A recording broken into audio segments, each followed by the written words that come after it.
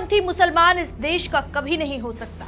उसके लिए देश बाद में है, देश से जुड़ा सम्मान बाद में है, पहले उसके लिए उसका दीन है। ये आरोप लगते हैं, लेकिन इन आरोपों को कुछ कट्टरपंथी मुस्लिम नेता साबित भी करते हैं।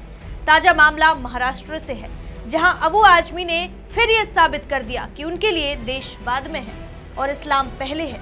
क्या कहा है अब अबू आजमी ने, जिस पर विवाद हो उठा है, और क्या इसमें वाकई सच है कि कट्टरपंथी मुसलमानों के लिए इस्लाम पहले है और देश बाद में? बताएंगे आपको, देखिए हमारी ये रिपोर्ट। नमस्कार, मैं हूं आराधना नामदेव, आप देख रहे हैं वीके न्यूज। दरअसल देवेंद्र फडणवीस सरकार ने पूरे राज्य की सभी स्कूलों को आदेश दिया है कि 31 अक्टूबर से 7 नवंबर तक राष्ट्रीय गीत वंदे मातरम का पूरा संस्करण हर दिन गाना अनिवार्य होगा। ये फैसला बंकिम चंद्र चट्टोपाध्याय द्वारा रचित इस गीत के 150 साल पूरे होने के मौके पर लिया गया है।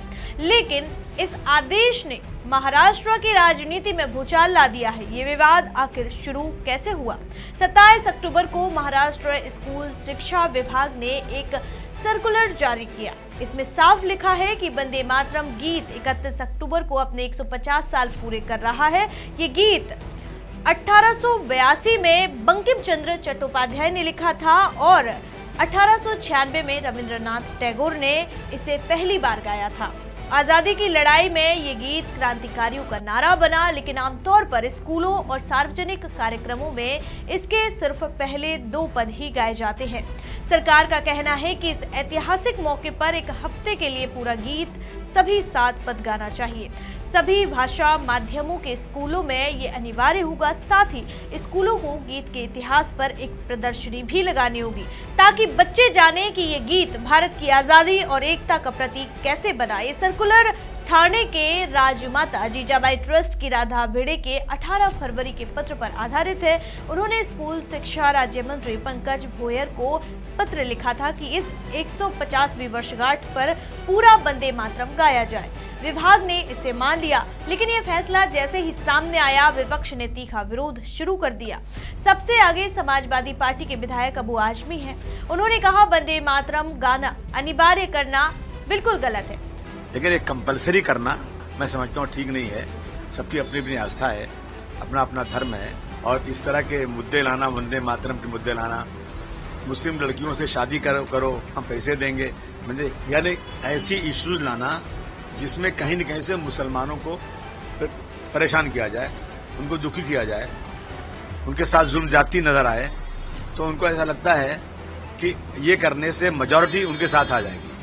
कुछ मत करो, डेवलपमेंट मत करो, काम मत करो, खाली मुस्लिम हिंदू करते रहो, जीत के आ जाओ। तो जैसे शेर के मुंह में खून लग जाता है ना, तो हमेशा खून ही ढूंढता है। तो ये लोग जो है ना, दिन रात इसी पे रिसर्च करते हैं कि कौन सी ऐसी बात की जाए जिससे मुसलमान दुखी हो और हमें वोट मिल जाए। आजमी का ये बयान जैसे ही सोशल मीडिया पर वायरल हुआ, कई लोग इसे सांप्रदायिक रंग देने वाला बता रहे हैं, जबकि आजमी इसे धार्मिक स्वतंत्रता का मुद्दा बता रहे हैं। अबू आजमी का विरोध कोई नई बात नहीं है। 2017 में भी जब मद्रास हाई कोर्ट ने वंदे मातरम गाने को अनिवार्य करने का आदेश दिया था, तब आजमी ने कहा था कि मैं वंदे मातरम कभी नहीं गाऊंगा। मेरी धार्मिक और कानूनी वजह है, चाहे मुझे देश से निकाल दिया जाए। उन्होंने कहा कि ये गीत राष्ट्रगान नहीं है और संविधान धार्मिक स्वतंत्रता की गारंटी देता है।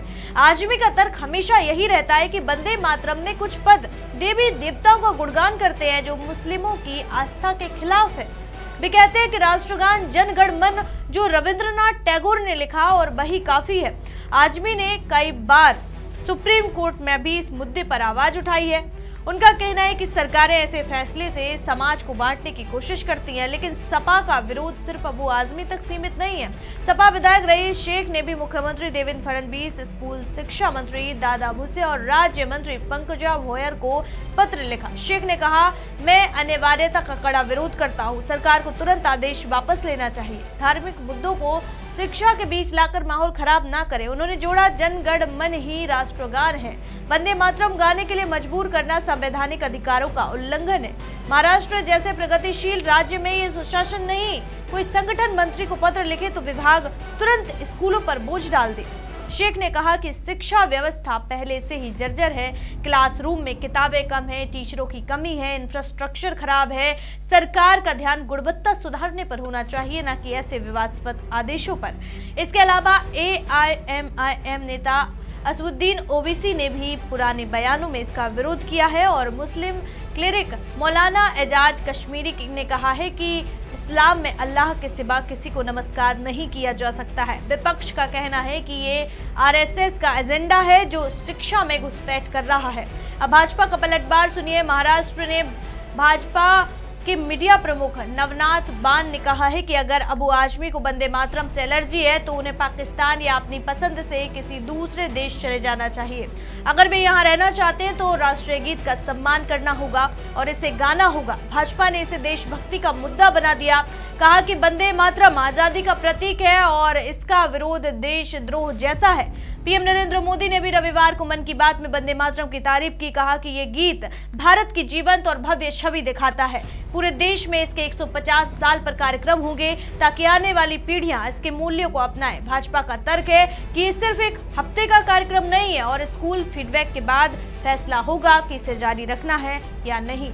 ये विवाद महाराष्ट्र की सियासत को और ज्यादा गरमा रहा है। एक तरफ राष्ट्रगान का सम्मान, दूसरी तरफ धार्मिक स्वतंत्रता। अबू आजमी का विरोध सपा को अल्पसंख्यक वोटरों के बीच मजबूत कर सकता है। अब ये विवाद पूरे देश में फैल चुका है और आगे इस खबर पर जो भी अपडेट होगा आप तक जरूर पहुंचाएंगे। देखते रहिए वीके न्यूज। मुझे दीजिए इजाजत। शुक्रिया।